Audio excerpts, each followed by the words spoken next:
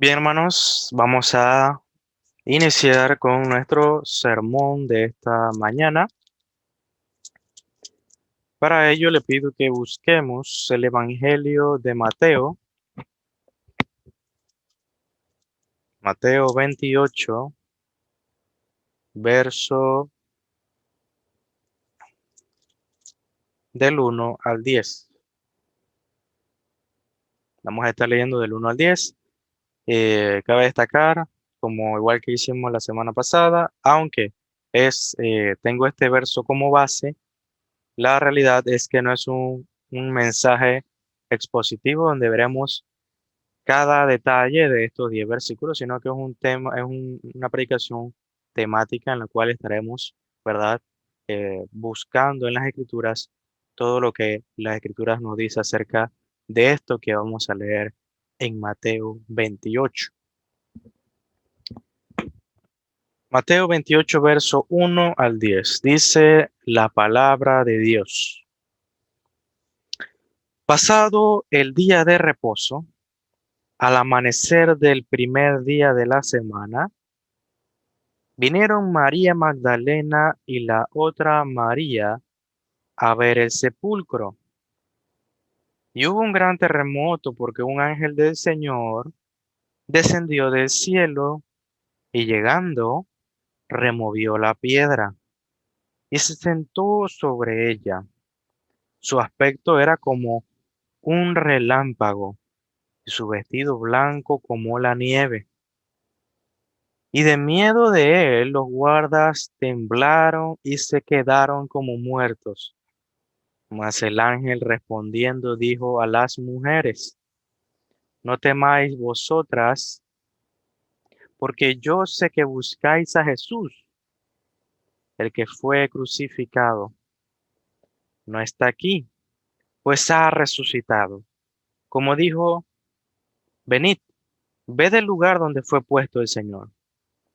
E id pronto y decid a sus discípulos que ha resucitado de los muertos, y aquí que va delante de vosotros a Galilea. Allí le veréis. He aquí, os lo he dicho. Entonces ellas, saliendo del sepulcro con temor y gran gozo, fueron corriendo a dar las nuevas a sus discípulos. Y mientras iban a dar las nuevas a sus discípulos, a los discípulos, he aquí, Jesús les salió al encuentro, diciendo, Salve. Y ellas acercándose, abrazaron sus pies y le adoraron. Entonces Jesús les dijo, No temáis. Id, dad las nuevas a mis hermanos, para que vayan a Galilea, y allí me verán. Oremos. Señor, te damos gracias por tu palabra. Te pedimos, Señor, tu guía, tu orientación, tu enseñanza. Padre, ayúdame como mensajero en esta mañana, que sea tu Espíritu Santo, que sea tu palabra y no yo, que no sean mis opiniones ni mis ideas, sino tu palabra, la que edifique a tu pueblo, a tu grey, a tus hijos.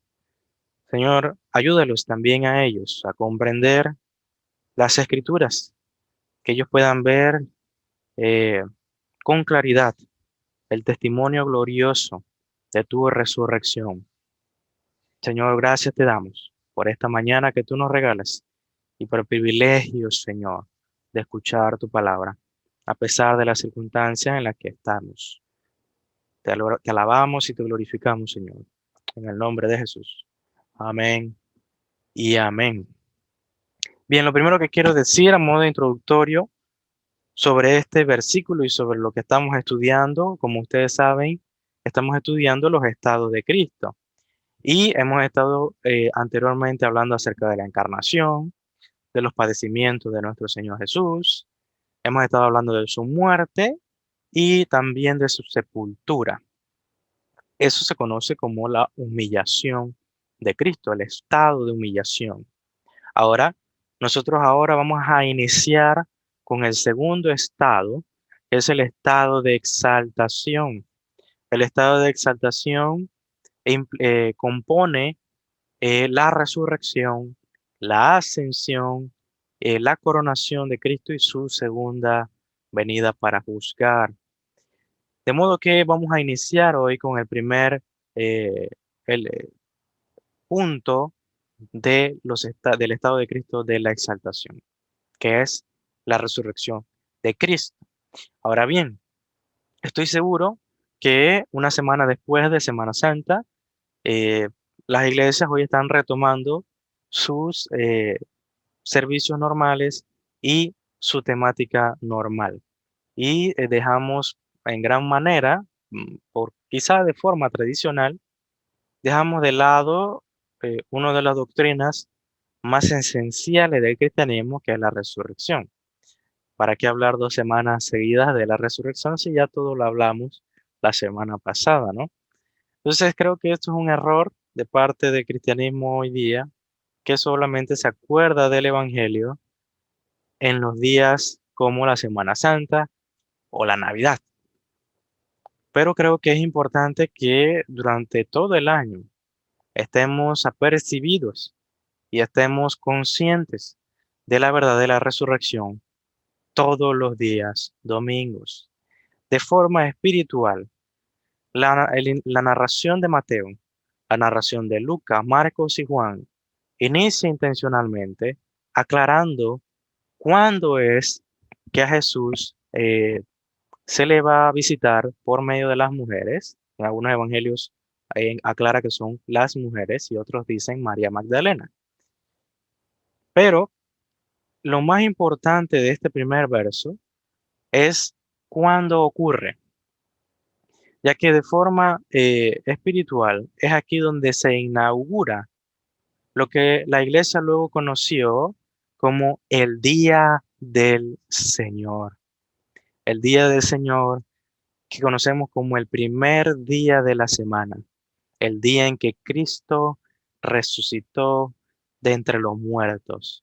Si usted se pregunta por qué nosotros guardamos el domingo y no el sábado, es porque en este momento crucial, en este pequeño verso, el pequeño enunciado, se inaugura el día de nuestro Señor Jesucristo, el día en que se levantó de los muertos. Dice, pasado el día de reposo, al amanecer del primer día de la semana, día domingo. Por lo tanto, la razón por la cual usted y yo nos reunimos todos los domingos es bajo el fundamento de esta gran verdad, la verdad de que Cristo se levantó de la tumba al tercer día. Esa es la base y fundamento de nuestra fe, específicamente la razón por la cual guardamos el día domingo. Ahora bien, estoy claro y estoy totalmente tranquilo en el sentido de que todos y cada uno de nosotros, y estoy seguro que también en otras iglesias, la doctrina de la resurrección tiene una gran importancia dentro de la fe, o por lo menos creo que se da a entender que es crucial y es imperativa conocerla y entenderla. Lo que me preocupa a nivel particular en la iglesia en la actualidad es que no se hace tanto hincapié y no se hace tanto esfuerzo por enseñar detalle a detalle acerca de este glorioso evento. Se enseña, sí, se mantiene de forma latente la mención de este evento, sin duda, pero la explicación y el estudio constante de esta doctrina, creo que carecemos de esa profundidad.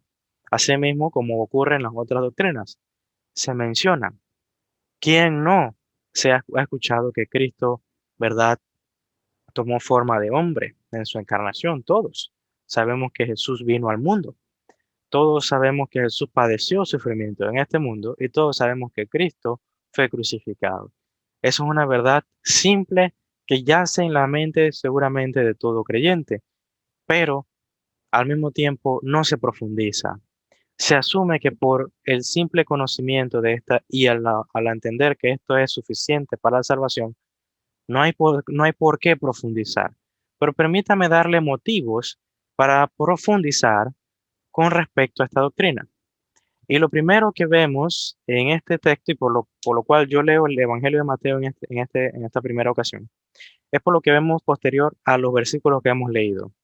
Del verso 11 al verso 15 ocurre lo siguiente, quiero que me siga aquí. Posteriormente a la resurrección de Cristo, los guardias que estaban allí dan un informe de lo que acaba de ocurrir. Dice así: mientras ellas iban, he aquí unos de la guardia fueron a la ciudad y dieron aviso a los principales sacerdotes de todas las cosas que habían acontecido.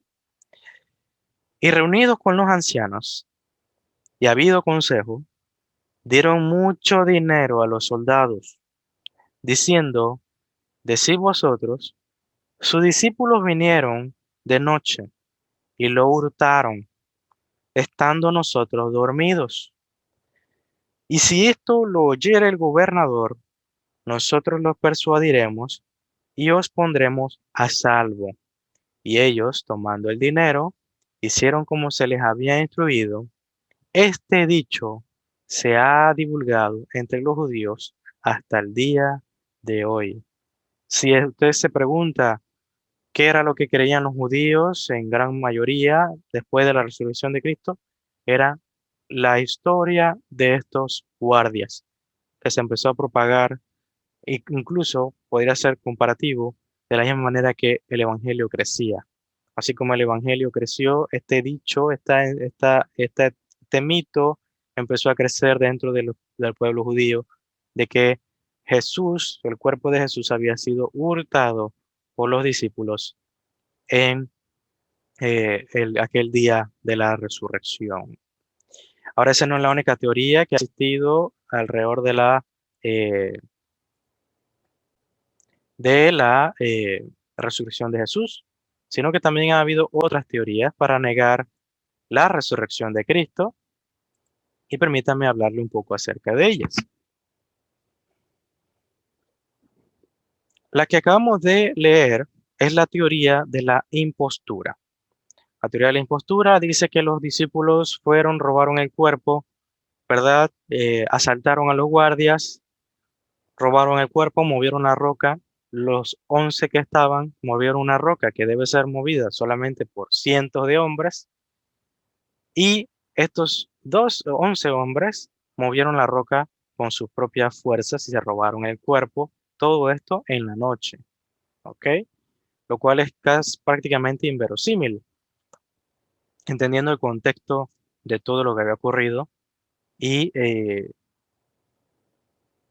y evidentemente todo fue, y como dice el texto de Mateo, todo fue planificado, todo fue parte de un plan detrás de bambalinas por gobernantes corruptos, y en este caso los gobernantes religiosos de Israel. La segunda teoría es la teoría de síncope.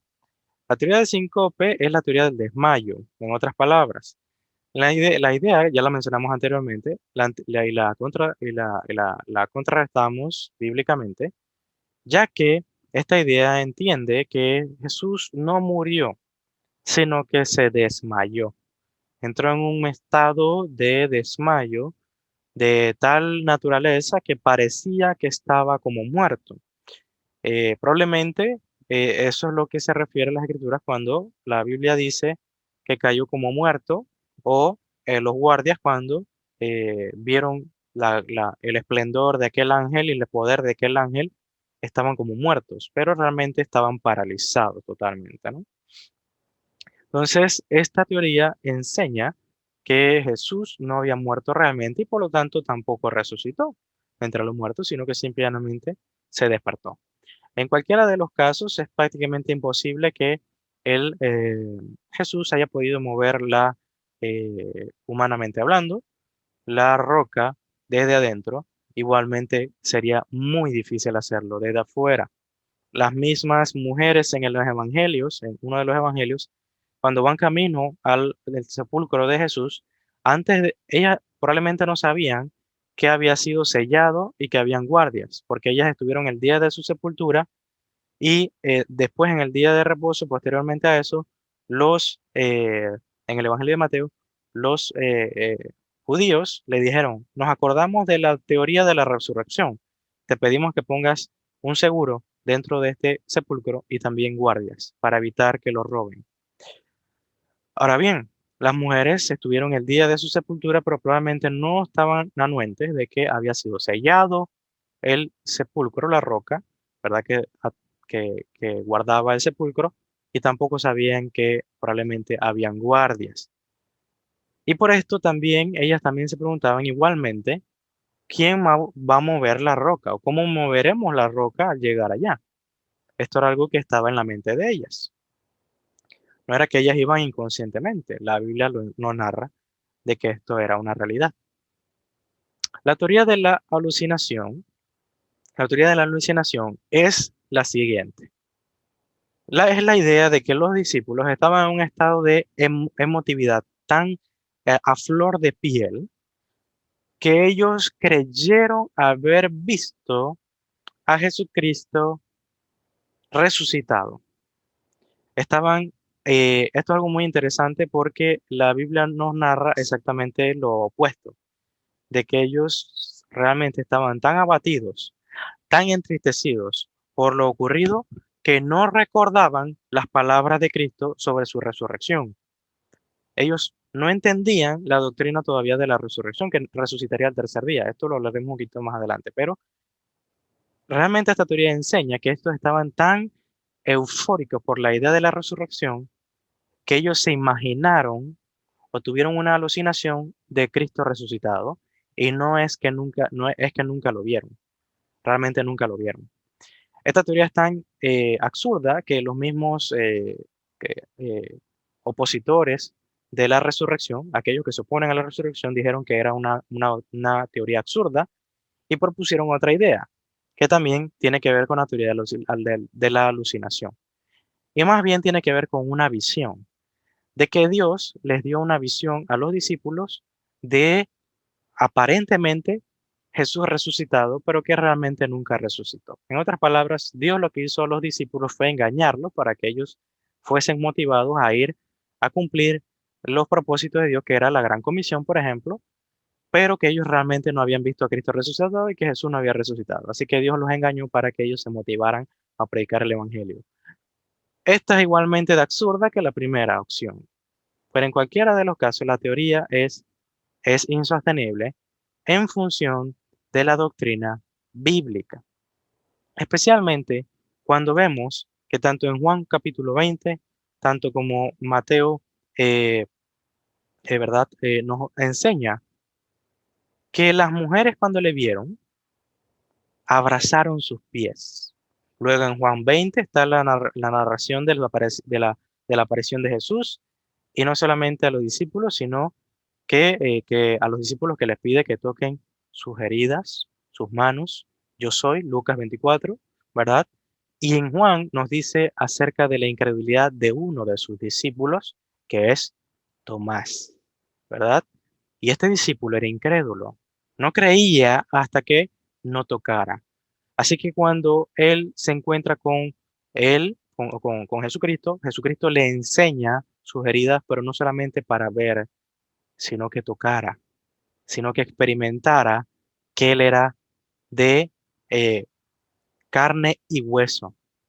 Es por eso que el mismo Juan también, cuando narra acerca de la encarnación de Cristo, él mismo entiende y enseña que es algo que él ha visto y que sus manos han palpado.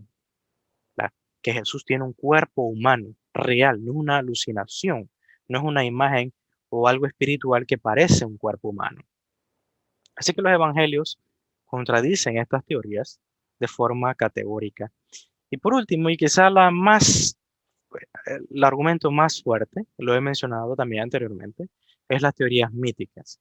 Las teorías míticas enseñan que los evangelios están cargados de lenguaje mitológico del primer siglo o de los siglos anteriores. De esa época, la religión grecorromana, las religiones, ¿verdad?, de los imperios, por ejemplo, babilónicos, tenían ciertas historias que tenían cierta referencia a volver de la muerte, ¿verdad?, la resurrección como tal.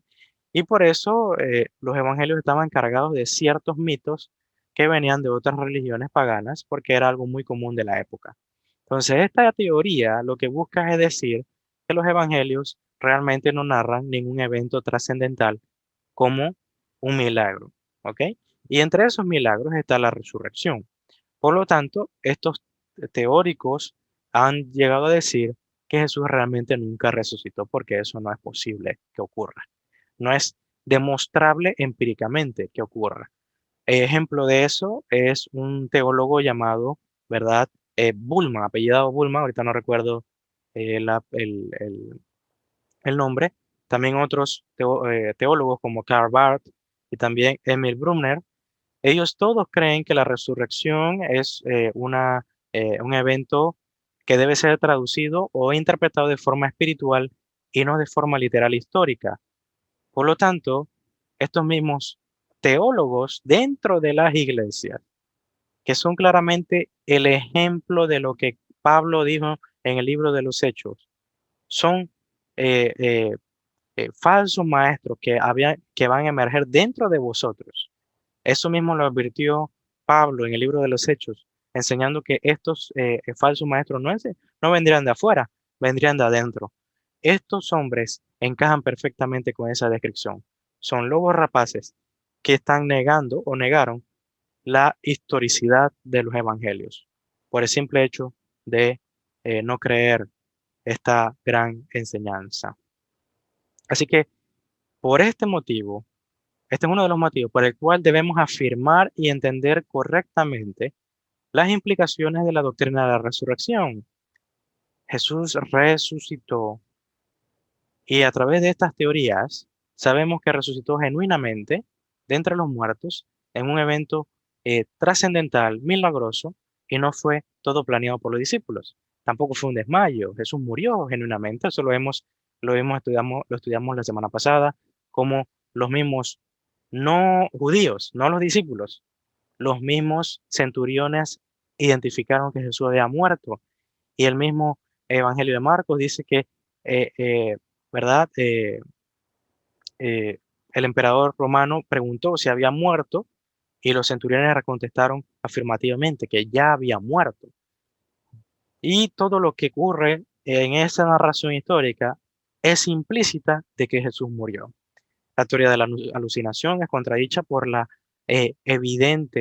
evidencias constantes a los testigos de Jesús de que él fue resucitado en carne y hueso. Tenía un cuerpo material y no era una alucinación. En las teorías míticas, evidentemente, quizá el reto más difícil, porque vienen desde adentro, vienen desde la misma iglesia, entre comillas, ¿verdad? Se ve negado porque estas cosas también son afirmadas históricamente. Estas narraciones de los evangelios tienen un lenguaje histórico, una narración histórica.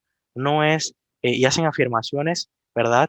De un hecho, de que esto es un hecho y no simplemente de forma poética, de forma lírica, en la cual uno podría decir, bueno, vamos a interpretarlo de forma espiritual.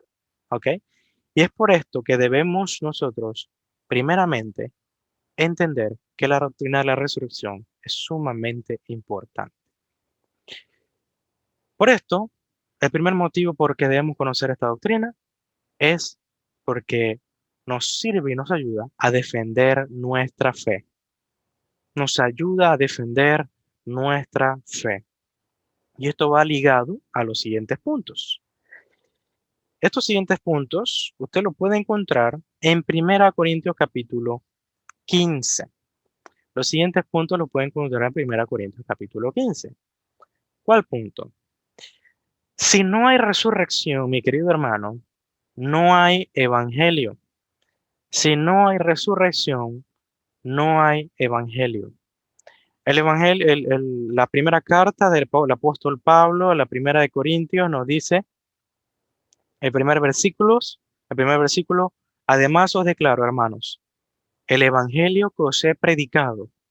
Otra vez, Pablo le dice a la iglesia de Corintios, este es el evangelio que yo les he predicado. Y en el versículo 3 en adelante lo describe el contenido de ese evangelio. Dice, Porque primeramente os he enseñado lo que asimismo recibí, que Cristo murió por nuestros pecados, conforme a las Escrituras, y que fue sepultado y que resucitó al tercer día, conforme a las Escrituras. En otras palabras, el Evangelio está compuesto del Cristo crucificado, pero también del Cristo resucitado al tercer día. Mi querido hermano, si no hay resurrección, no hay mensaje de buenas noticias para el mundo. Ahora esto va ligado a la siguiente proposición. Sin resurrección, nuestra fe está vacía, no tiene contenido, no tiene, es un cascarón vacío. Toda verdad que haya sido dicha por Cristo se vuelve una mentira si una de esas cosas es falsa. Quiero que usted comprenda conmigo esto. Jesús dijo, yo resucitaré al tercer día. Si este evento no ocurrió, todo lo que dijo Cristo queda entredicho. Todo lo que Jesús haya enseñado anteriormente es vano, no tiene significado, no tiene propósito. Por esto es importante que usted y yo conozcamos esta doctrina para dar defensa de ella y para al mismo tiempo tener un evangelio pleno y completo y al mismo tiempo que nuestra fe tenga significado. Si vivimos alejados de esta doctrina, no tiene sentido nuestra fe, no tiene contenido. Y permítame ver cómo las Escrituras y Pablo demuestran esta última proposición. Dice, versículo 13, voy a leer desde el 13 en adelante, dice, porque si no hay resurrección de muertos, tampoco Cristo resucitó. Esta enseñanza es debido a que los corintianos estaban negando la doctrina de la resurrección, ¿ok? Y de forma implícita, al negar la resurrección, negaban la resurrección de Cristo, ¿ok? Entonces Pablo les está enseñando, si ustedes niegan la resurrección, entonces negamos también que Jesús resucitó, ¿ok? Aquí dice Jesús también, entonces Cristo tampoco resucitó.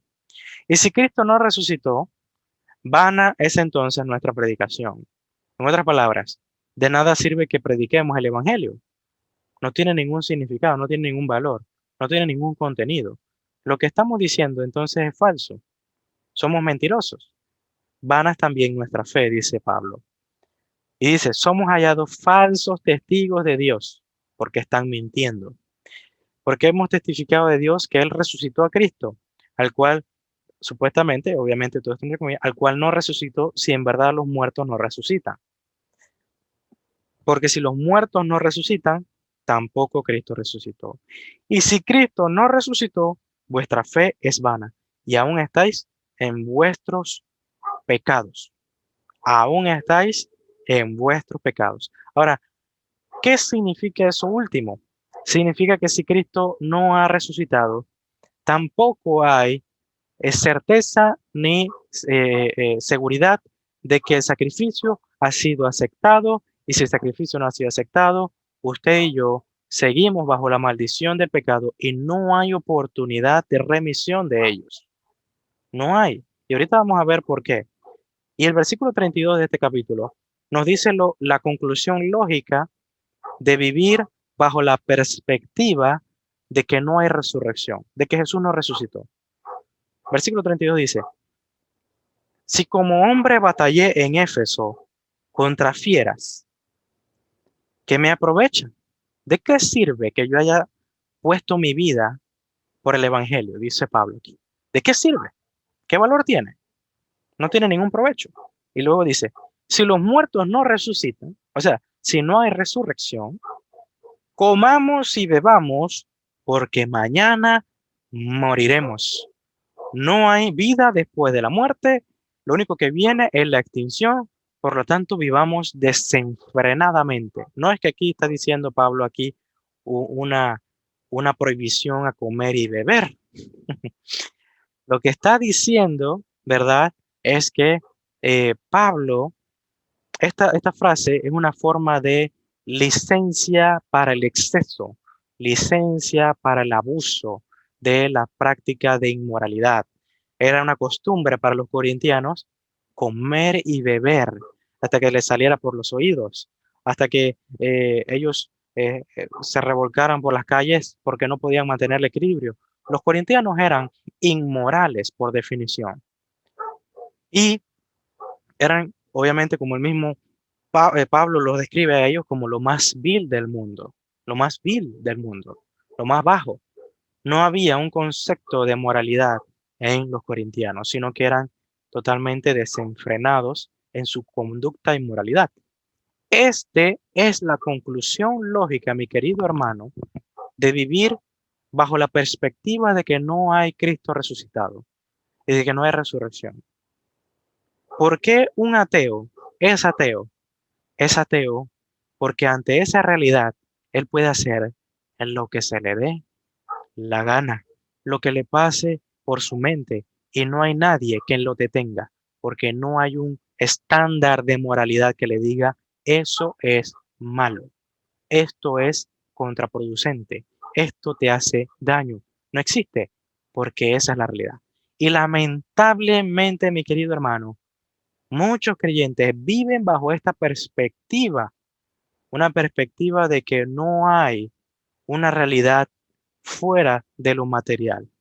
En otras palabras, son ateos prácticos. Sí, van a la iglesia.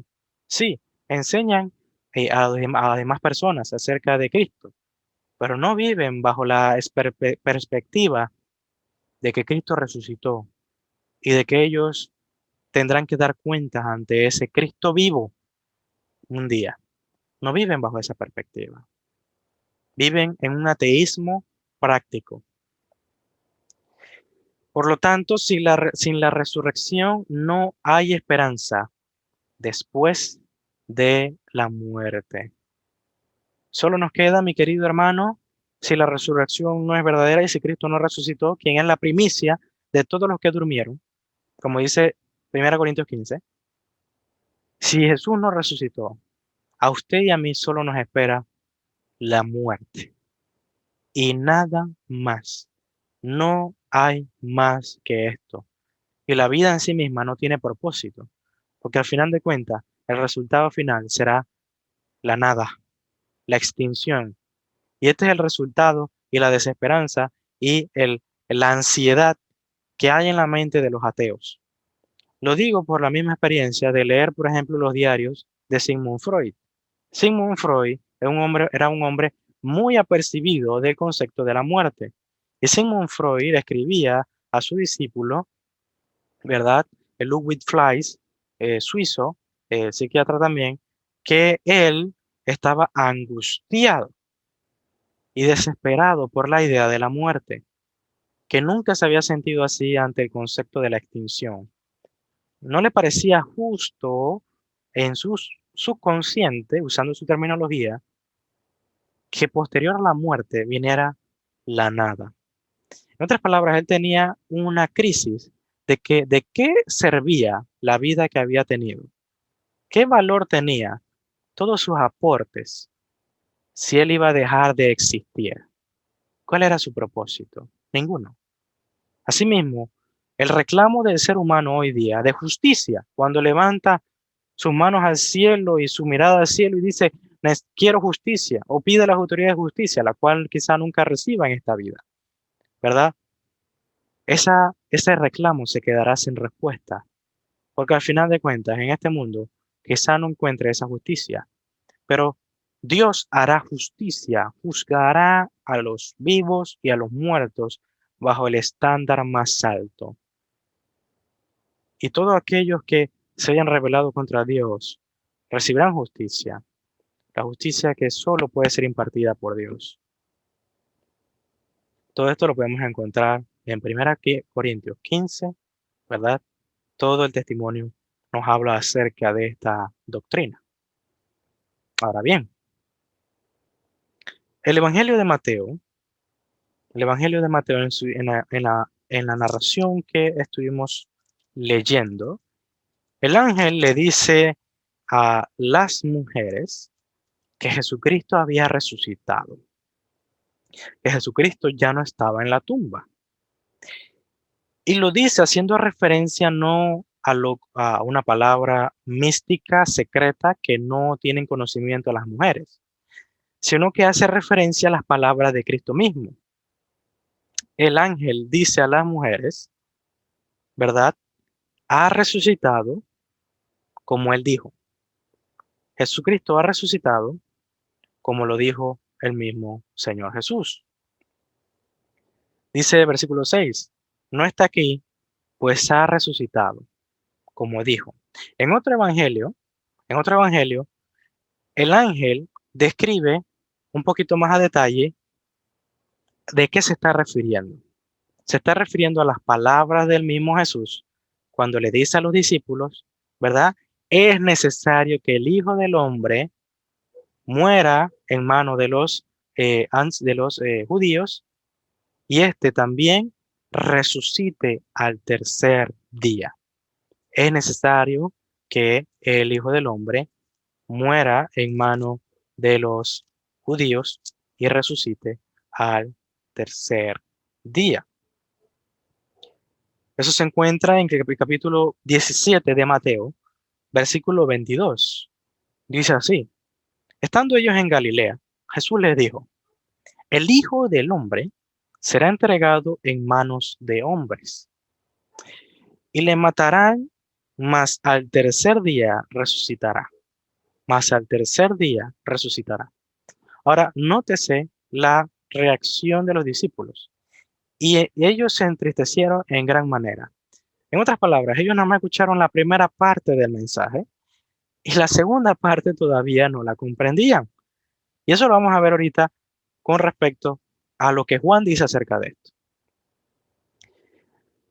Con respecto a las palabras del ángel, lo que el ángel quiere decir es que la resurrección de Cristo fue predicha. Fue predicha primeramente desde el Antiguo Testamento. ¿Dónde? Isaías 53. Primeramente vamos a buscar Isaías 53, versículo 10.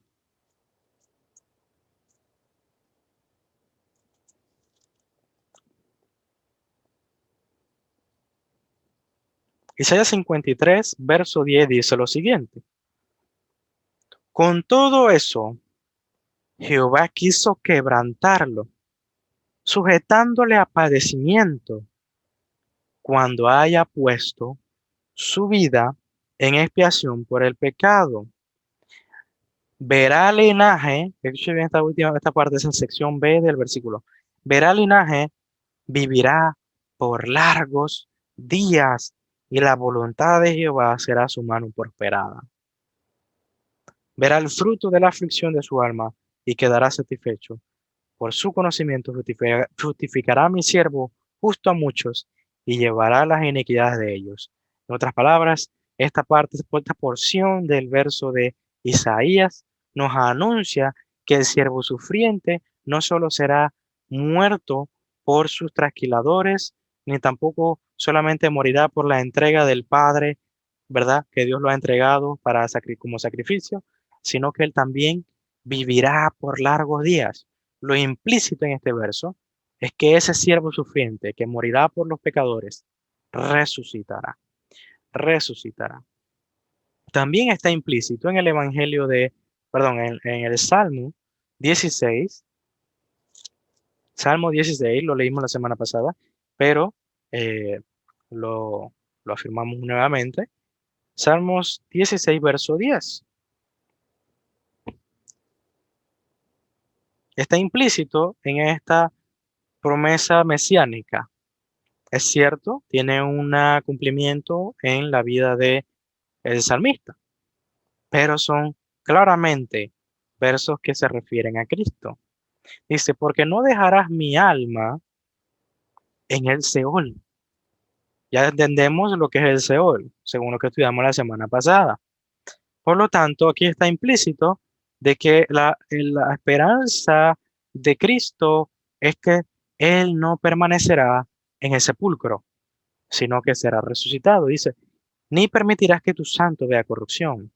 Lo que significa esto es que Jesús, el cuerpo de Cristo, no se descompondrá en el sepulcro como lo pasó a David, narrado por Pablo y Pedro en los Hechos, cuando hacían esa comparación entre Cristo en el sepulcro y David en el sepulcro.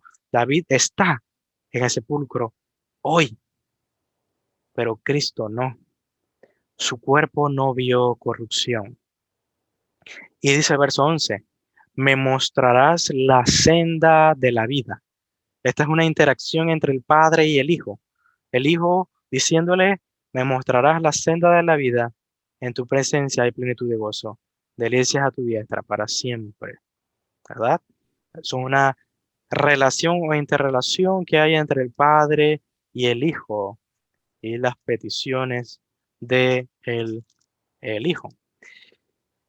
Estos son algunos versículos que nos enseñan o predicen la resurrección de Jesús desde el Antiguo Testamento, pero también fue predicho por el mismo Jesucristo. Ya leímos Mateo 17, pero quiero que leamos Juan capítulo 2, versículo 18 y 19, cuando él habla acerca del templo. Y quiero que noten específicamente la reacción de los discípulos de Jesús. Este es el momento en que se purifica el templo. Según Juan, es una primera ocasión. Si entendemos toda la narración del evangelio, los evangelios, podríamos llegar a la conclusión de que esto ocurrió dos ocasiones. Al inicio de su ministerio, Jesús purifica el templo y luego al final de su ministerio, Jesús nuevamente lo hace. Pero aquí Jesús dice una frase muy interesante cuando le preguntan a Jesús por una señal, parecido a lo que ocurre en el Evangelio de Mateo capítulo 12 cuando le piden, ¿cuál señal tú nos das? Y Jesús le dice la señal de Jonás. Usted conoce la señal de Jonás, que es que así como Jonás estuvo 3 días en el vientre de aquel pez, el Hijo del Hombre estará en el centro de la tierra por 3 días y 3 noches, haciendo referencia a su muerte. Y cómo esta muerte, luego posteriormente en su resurrección, será como testimonio y un llamamiento al mundo, especialmente a los judíos, de arrepentimiento, que ocurre en el libro de los Hechos. Dice luego el versículo 18 acá, de Juan 2. Y los judíos respondieron y le dijeron, ¿qué señal nos muestras, ya que haces esto? Es algo muy común de los judíos pedir señales. Corintios nos dice que los judíos piden señales. Mateo nos dice que es una generación abominable que pide señal constantemente. Pero Jesús les da la señal que ellos piden y ellos siguen incrédulos. Dice el versículo 19.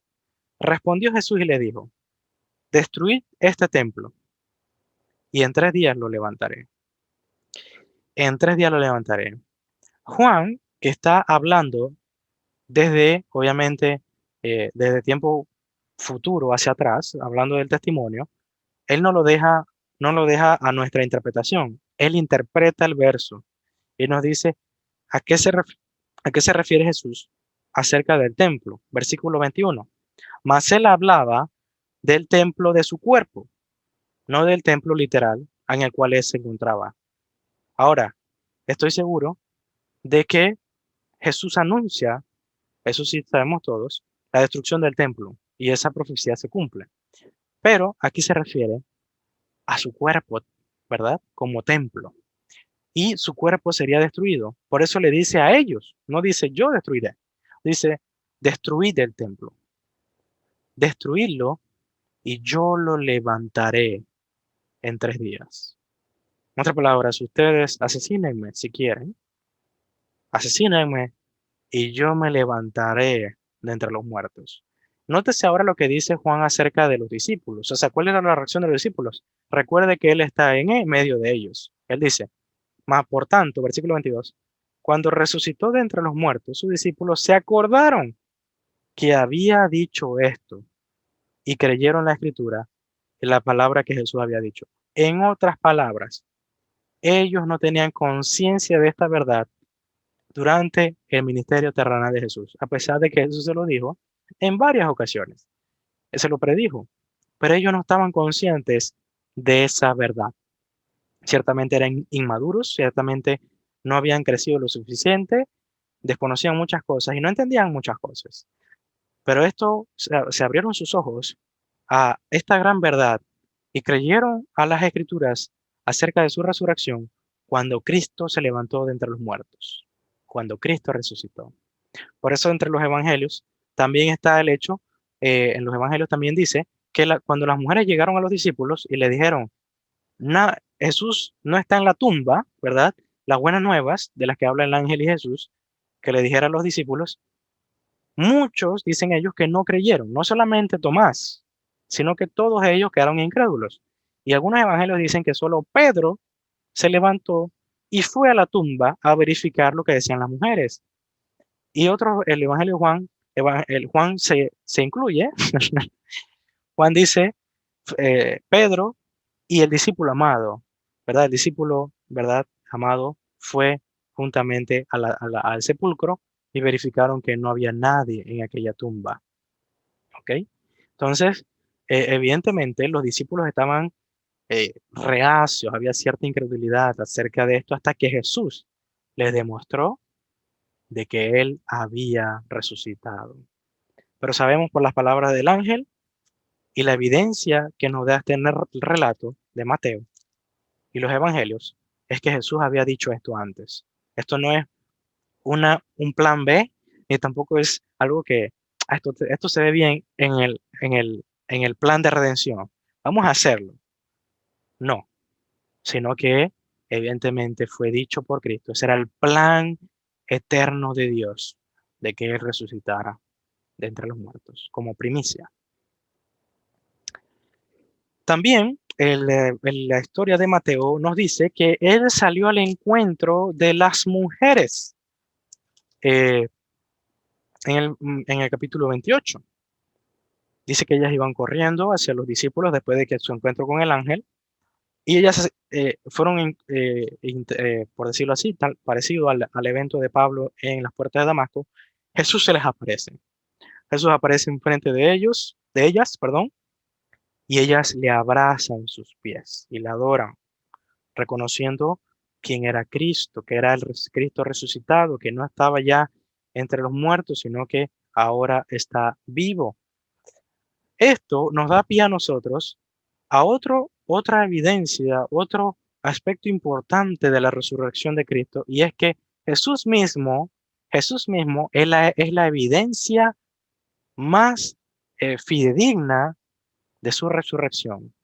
Esto sonará un argumento circular, pero es que Jesús mismo demostró que él había resucitado, no solo a unos cuantos, sino a varios. Los evangelios nos enseñan que Él se aparece primeramente a las mujeres, ¿ok? El Evangelio de Mateo nos dice que se aparece a las mujeres. Algunos evangelios nos dicen, por ejemplo, que era María Magdalena, la otra María, que fueron al sepulcro. Algunos nos dicen que solo María Magdalena fue. Otros nos dicen que fue María, la otra María Magdalena, y también Salomé. Otros nos dicen que es Juana también. Y otros nos dicen que es María y las otras mujeres. ¿Ok? Eso es lo que nos dicen los evangelios. ¿Qué quiero decir con esto? Que los evangelios, de forma clara, nos dicen que en el primer día de la semana, las primeras en evidenciar y ver con sus propios ojos de que Jesús había resucitado o que de la tumba estaba vacía, eran las mujeres. Las mujeres sabían que Jesús había resucitado. Y luego, ya sea que creamos que fueron las mujeres que lo vieron primero o María Magdalena solamente, podemos estar seguros de que Jesús se apareció primeramente a María Magdalena o a las mujeres. Ellas pudieron testificar y ver que Jesús había resucitado en carne y hueso. En carne y hueso. Jesús es la evidencia misma de su resurrección. Jesús está proveyendo esto al aparecer a su amado pueblo.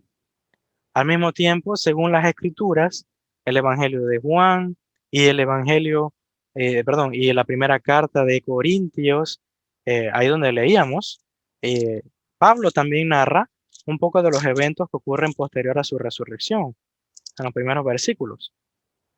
Dice versículo 5, después de su resurrección, 1 Corintios 15, dice, y que apareció a Cefas y después a los 12, ¿ok? Después a los 12. Probablemente Pablo hace referencia aquí a los 12 porque quizá Matías se encontraba entre los discípulos y otros discípulos, no solamente los 11 que quedaban en ese momento, sino que también estaban los demás, como José Arimatea también estaba allí, ¿verdad? O así muchos otros hombres que eran seguidores de Cristo también se encontraban entre los discípulos o apóstoles. Ahí de ellos, obviamente, sería la elección del, del sustituto de Judas. De modo que Juan y Pablo concuerdan que Cefas, o sea, Pedro, lo ve también después de las mujeres. Es el primero que testifica que Jesús resucitó. Posteriormente a eso, la Biblia nos dice que también se apareció a los 12 discípulos o a los discípulos. De forma general, se aparece a los discípulos. El Evangelio de Lucas nos narra el momento en que se le aparece también a dos discípulos y probablemente entre ellos estaban discípulos que no eran entre los 12, sino más bien aquellos que se llaman los 70, de entre los 70 en el camino de Emaús. Ellos no le reconocieron. Ellos no le reconocieron hasta que Jesús le abrió sus ojos y entendieron todo lo que la Biblia enseñaba, desde Génesis hasta Apocalipsis, en forma de dicho, ¿verdad? Acerca de la resurrección de Jesús, acerca de Cristo crucificado y Cristo resucitado. Al mismo tiempo, Corintios nos dice que no solamente se aparece a los discípulos, sino que también apareció, dice en el versículo 6, después apareció a más de 500 hermanos a la vez, de los cuales muchos viven aún y otros ya duermen, en otras palabras, ya han fallecido.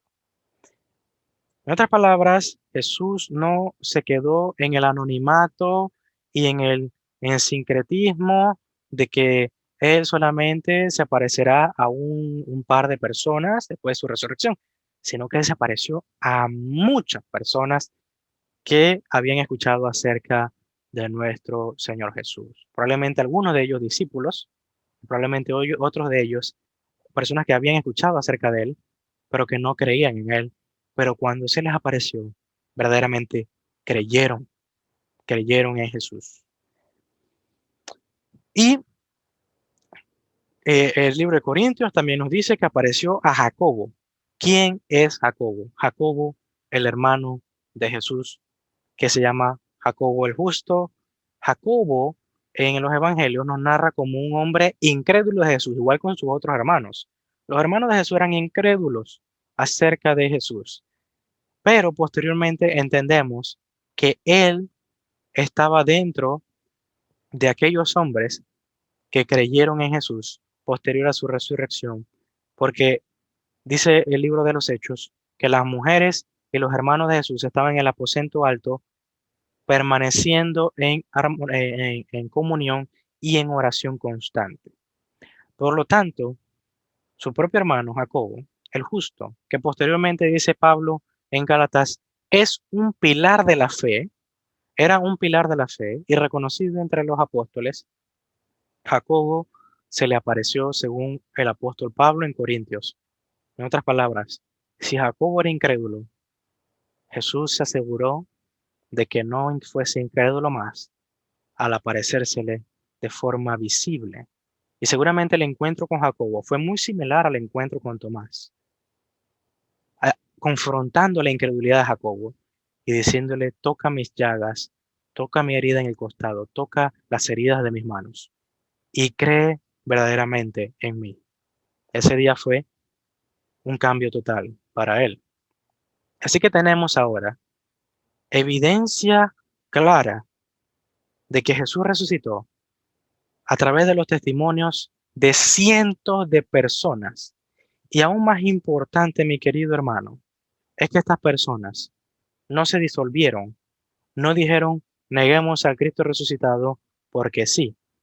Y por otro lado, obviamente, el autor de estas evidencias, el mismo Pablo, Saulo, que era un hombre que tenía todo, toda posición, poder, influencia, tenía renombre, tenía todo. Y en las puertas de Damasco, Cristo resucitado se le aparece, se le presenta a él como Señor. Y Pablo no tiene otra cosa más que decir, ¿quién eres tú, oh Señor? Curios. ¿Y qué quieres que yo haga? Él fue confrontado por Cristo y le dice, ¿por qué me persigues, Saulo, Saulo? ¿Por qué me persigues? Él entendió en ese momento de que estaba luchando no contra hombres fanáticos de alguna religión hereje, sino que estaba luchando contra la iglesia del Cristo resucitado. Estaba luchando contra el mismo Cristo resucitado, que era dar golpes contra el aguijón, era darse golpes contra una pared. Él no iba a vencer, él iba a ser derrotado. Así que él tenía dos opciones, o someterse a Cristo resucitado, o perecer al confrontarlo en absoluta y eterna condenación. Es por esto que Pablo se entrega totalmente a Cristo porque reconoce que Él es todo aquello que sus discípulos han testificado que Él es. Él es el Cristo crucificado por los pecados de su pueblo y resucitado para anuncio de la victoria de la muerte, contra la muerte, que era nuestra consecuencia inminente. Pablo es el testimonio también de que Jesús resucitó. Ahora bien, nos preguntamos nosotros, ¿qué beneficios tenemos o qué provecho hay para nosotros al comprender y entender la resurrección de nuestro Señor Jesucristo? De forma de asistencia o ayuda, consultemos al Catecismo de Fe de Heidelberg. Heidelberg presenta tres beneficios o provechos de conocer y entender la doctrina de la resurrección de nuestro Señor Jesucristo. Y dice lo siguiente, pregunta, ¿qué nos aprovecha la resurrección de Cristo? Dice primero, por su resurrección, la resurrección de nuestro Señor, ha vencido a la muerte para hacernos participantes de aquella justicia que conquistó por su muerte. Dice el Catecismo primer beneficio. El segundo beneficio, también nosotros somos resucitados ahora por su poder a una nueva vida, a una nueva vida. Y tercero, la resurrección de Cristo, cabeza nuestra o preeminente sobre nosotros, primogénito en la resurrección, es una prenda cierta de nuestra gloriosa resurrección. En otras palabras, es una garantía de que usted y yo no permaneceremos en la tumba para siempre. Aquel misterio de 1 Corintios que enseña Pablo a la iglesia es que aquellos que duermen en Cristo no permanecerán en la tumba, sino que también resucitaremos en el día de Cristo. Eso es lo que dice el catecismo. Recapitulemos lo que dice el catecismo. Primero, que usted y yo no tendremos como resultado la muerte, como consecuencia la muerte, si hemos creído en Cristo, el Cristo crucificado y resucitado, porque Cristo venció a la muerte. Cristo ha vencido a la muerte, pero no una muerte fisiológica, sino la muerte condenatoria por toda la eternidad. Él ha padecido todo el castigo de Dios por el pecado y por lo tanto la muerte para nosotros es y debe ser solamente un proceso de transición, una abrir y cerrar de ojos solamente, porque viviremos en la presencia gloriosa de nuestro Señor Jesucristo y no conoceremos esa muerte. En segundo lugar, también implica que por el poder del Espíritu de Dios, la resurrección ejemplifica nuestro nuevo nacimiento, nuestra resurrección espiritual, no solo la resurrección física, sino que nosotros que estamos muertos en nuestros delitos y pecados, pasamos de ser muertos espiritualmente a vivos en Cristo. Y, como dice Pedro, piedras vivientes, ¿ok? Vivificados por el Espíritu Santo de Dios, como le dice también el apóstol Pablo. Y en tercer lugar, nos enseña que seremos resucitados en aquel glorioso día en que Cristo vuelva por su pueblo. Es por eso que el Evangelio de Juan, Jesús vuelve y reafirma a su iglesia que Él resucitará a su pueblo. Él nos resucitará. Juan capítulo 7, dice versículo 46, perdón, 6, 44, dice, ninguno puede venir a mí, capítulo 6 de Juan, versículo 44, ninguno puede venir a mí si el Padre que me envió no le trajere. Habla de la resurrección, habla de la resurrección espiritual. Y luego dice, y yo le resucitaré en el día postrero. Aquí habla de las dos resurrecciones. La resurrección espiritual, ¿verdad? En la cual seremos por el Padre, eh, mm, se nos dará vida espiritual para nacer de nuevo, vida que solamente está en Dios. Y luego Jesús promete que aquellos que han nacido de nuevo, yo en el día postrero los resucitaré, los resucitaré. Y a ahí se refiere, a esa resurrección final. Jesús mismo dice, yo soy la resurrección y la vida. Jesús está afirmando que Él es un ser eterno que tiene vida en sí mismo. Él no, en su propia esencia, en su propia naturaleza, no da o puede morir. Él es Dios y no puede morir. Él tiene vida en sí mismo. Él es autosuficiente. Él no le han dado vida, sino que Él tiene vida en sí mismo. Él es la vida misma. Y por eso, al tener vida en sí mismo, Él puede dar la vida a los hombres.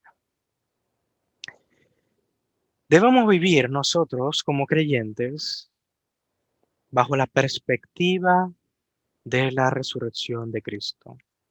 El libro de los Hechos, en el capítulo 5, capítulo 4 y 5, nos narra la historia de los apóstoles iniciando su obra evangelística, la cual tuvo gran oposición por parte de los enemigos de Cristo. El capítulo 4, verso 2 del libro de los Hechos nos dice, versículo 1 en adelante dice, hablando ellos al pueblo, se refiere a Pedro y a Juan, vinieron sobre ellos los sacerdotes con el jefe de la guardia del templo y los saduceos, resentidos en que enseñasen al pueblo y anunciasen en Jesús la resurrección entre los muertos. Este era el anuncio de los apóstoles, que Jesús resucitó de entre los muertos.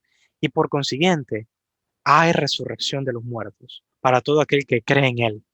Esa era la enseñanza de los discípulos. Versículo 18 también dice, y llamándoles, les intimaron que en ninguna manera hablasen ni enseñasen en el nombre de Jesús. Eso es lo que decían los líderes religiosos de Israel. Y le decían a los discípulos, no vuelvan a hablar de ese nombre. No lo vuelvan a enseñar. En el capítulo 5, ellos serían puestos presos. En el versículo 17 en adelante del capítulo 5. Pero, usted sabe la historia, ellos serían liberados de la cárcel y volverían a ir al templo a predicar el evangelio. Y le informarían al carcelero y a los jueces, a los autoridades, que aquellos que habían sido encarcelados ahora estaban en el templo predicando como si nada, ¿no? Y el versículo 27 nos narra ese último encuentro. Posteriormente, cuando ellos son llevados nuevamente desde el templo en presencia eh, de las autoridades del concilio. Y dice así el versículo 27. Cuando los trajeron, los presentaron en el concilio y el sumo sacerdote les preguntó, diciendo, versículo 27 en adelante, ¿No os mandamos estrictamente que no enseñaseis en ese nombre? Y ahora habéis llenado a Jerusalén de vuestra doctrina y queréis echar sobre nosotros la sangre de ese hombre. Respondiendo Pedro y los apóstoles dijeron, es necesario obedecer a Dios antes que a los hombres.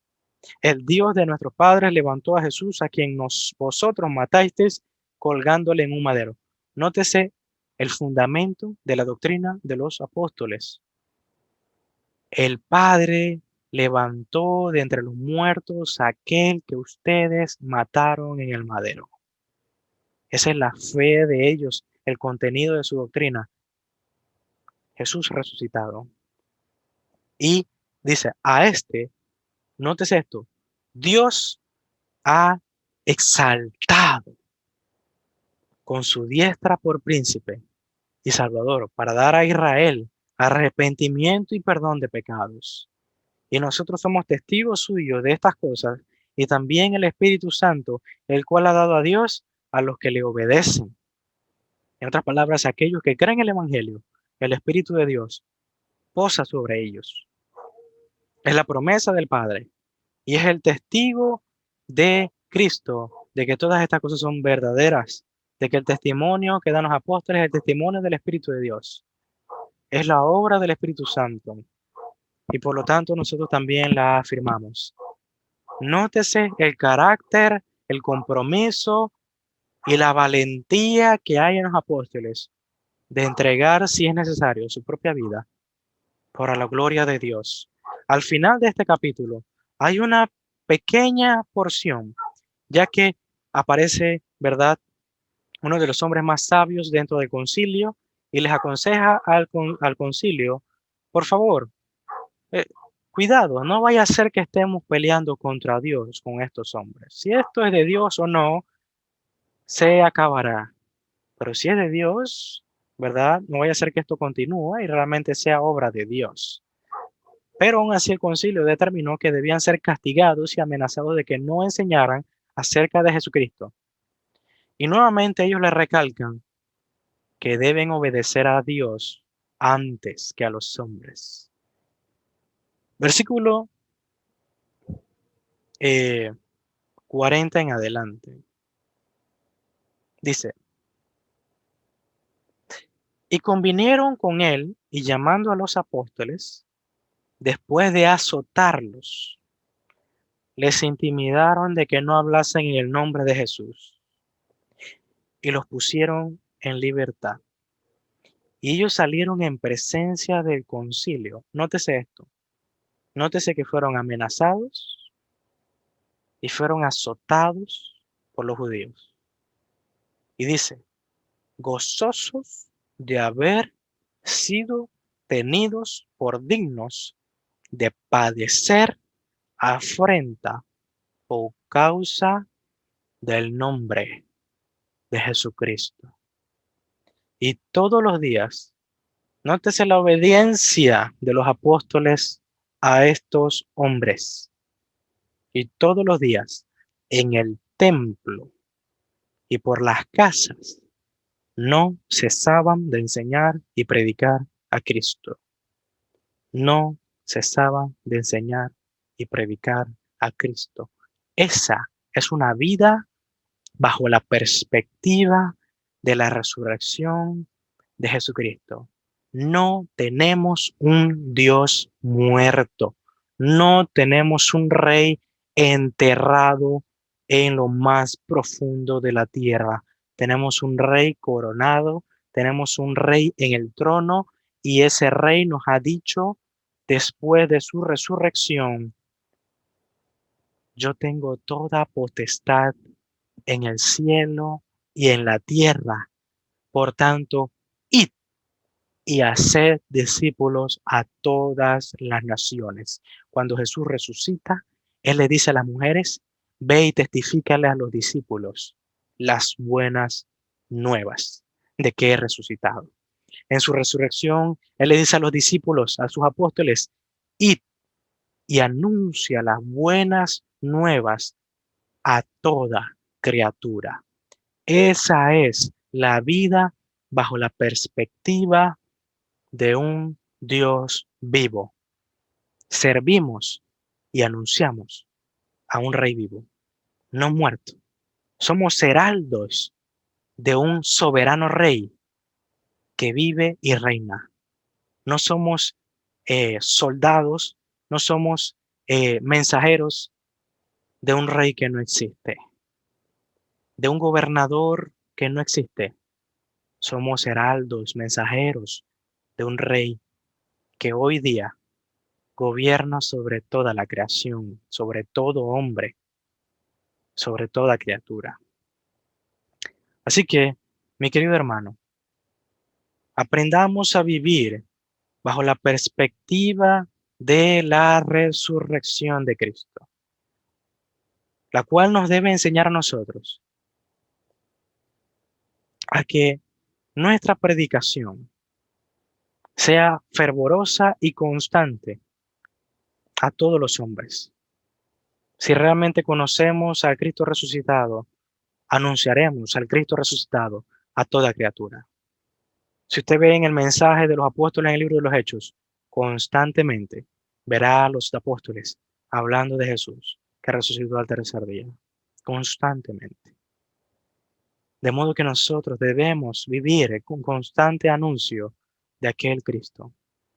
Pero si también vivimos en la perspectiva de un Cristo resucitado, usted y yo no obedecemos el llamado al servicio de la evangelización solamente porque sí, lo hacemos porque Él es rey y un rey vivo tiene leyes vigentes. Está la ley de Cristo, la ley que debemos vivir. Nosotros debemos someternos a Cristo como nuestro Señor, como nuestro amo. Él es quien rige y ordena nuestra vida. Debemos vivir en base a eso. En cambio, y todo lo contrario es que si no tenemos un rey vivo, podemos comer y beber, porque mañana nos espera la muerte. No hay juicio. No hay que dar eh, ningún tipo de explicación de la vida que tengamos en este tiempo. Somos libres de juicio. Pero si tenemos un rey vivo que resucitó, debemos dar cuenta de cómo vivimos. Pero también debemos vivir como siervos y servidores de aquel Señor. Y por último, si nosotros creemos en Cristo, en el Cristo resucitado, y por lo tanto unidos en su resurrección, y con la esperanza de que resucitaremos en el día final, también estamos conscientes de que nuestra muerte física solo será una pequeña transición a una mejor vida, a una vida en la presencia de nuestro amado Señor, así como aquel ladrón que estaba en la cruz. Jesús le dice que estaría en esa misma hora en el paraíso juntamente con él. Él estaría en presencia del Cristo, del Señor, el Mesías prometido, indigno e inmerecido, así como usted y como yo, si realmente hemos puesto nuestra confianza en Jesucristo.